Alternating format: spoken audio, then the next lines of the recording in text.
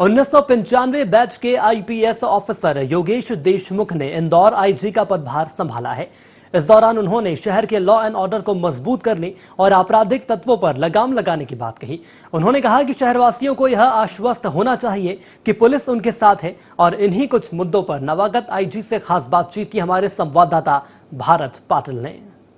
सरकार ने आर्थिक राजधानी इंदौर की जिम्मेदारी अब जो है इंदौर नए आईजी 1995 बैच के आईजी योगेश देशमुख जी के कंधों पर दिए।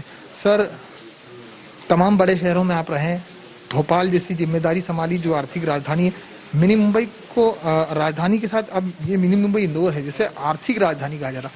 यहाँ का ट्रेन अलग है। सर, किस तरह की अब आपकी पुलिसिंग रहेगी, क्या आप संदेश रहेगा पुलिस कर्मियों के लिए और खासकर इंदौर की जनता के लिए? देखिए, समस्याएं मेरे ख्याल से हर जगह की अलग अलग होती हैं, केवल मात्रा का अंतर होता है।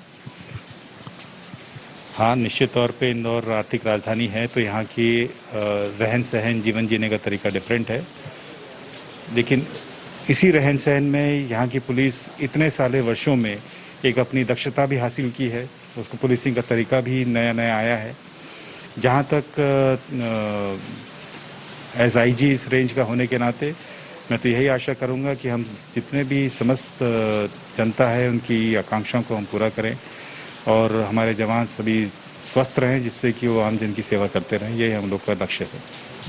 सर, कहा जाता है आईपीएस लॉ में भी इंदौर आईजी होना एक सभी का सपना रहता है कि एक बार इंदौर आईजी होना चाहिए। आपके ऊपर पदभार, ये जिम्मेदारी आपको सरकार ने दी, तो कैसे देखते हैं सर अपराधियों के ऊपर किस तरह से, क्योंकि अब कोविड का समय एक नई चुनौती के साथ अपराध भी हैं जिन्हें नियंत्रण में भी रखना है, उन्हें रोकना भी है। देखिए,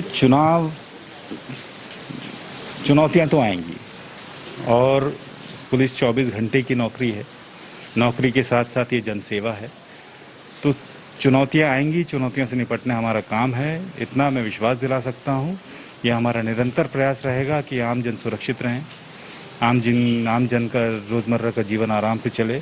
उसके लिए जो आवश्यक कदम उठाने होंगे, पूर्व में भी कई बार उठाए गए होंगे, उनको आगे बढ़ाएंगे हम, अभी भी नए कदम भी उठाएंगे और जनता सुरक्षित महसूस करे, इस ओर निरंतर प्रयासरत रहेंगे। सर, इंदौर में सबसे बड़ा, क्योंकि भोपाल के बाद इंदौर भी एक हाई अलर्ट स्थिति है अगर बात करें कोरोना को लेकर के, लगातार संक्रमित अभी भी अगर बात की जाए 1500 से अधिक टीआई और 200 से भी अधिक जवान संक्रमित है।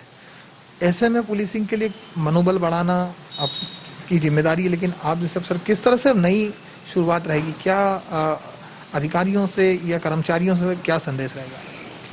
देखिए, नया तो मैं एकदम से अभी नहीं कह पाऊंगा जब तक मैं पूरी बात को समझ न लूँ। मैं इतना ज़रूर मानता हूं कि पूर्व में भी अभी जो मेरे प्रेडेसेसर थे उन्होंने भी बहुत अच्छा काम किया, अभी जितने भी जवान हैं, अधिकारी सब बहुत अच्छा काम कर रहे हैं और मैं ये निश्चित तौर पे मानता हूं एटलीस्ट जो शासन प्रशासन से जुड़े हुए लोग हैं उनमें जागृति है।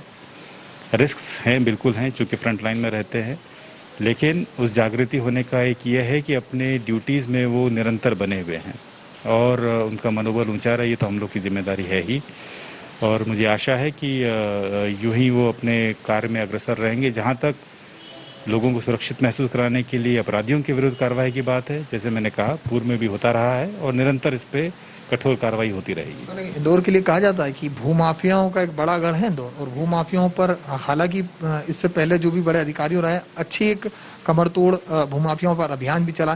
किस तरह से देखते हैं एक नए तरीके का अपराध इंदौर में ही है? देखिए, ये कोई भी अपराध या कोई भी घटना ये निरंतर एक होने वाली प्रक्रिया है। ये एक घटना विशेष न मानकर इसको एक तो निरंतर होने वाली चीज़ें हैं। समाज है, समाज में अपराध होते हैं।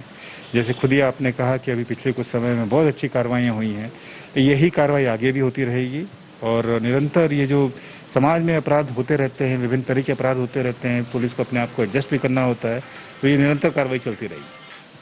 तो बिल्कुल ये थे आईजी योगेश देशमुख जी, जो निरंतर इसी तरह पर नकेल कसते रहेंगे। आगे भी पुलिसिंग का काम इसी प्रकार चलता रहेगा और कई कड़े कदम भी उठा सकते हैं। कैमरा पर्सन नरेंद्र गोस्वामी के साथ भारत पाटिल, IND 24 न्यूज़ इंदौर।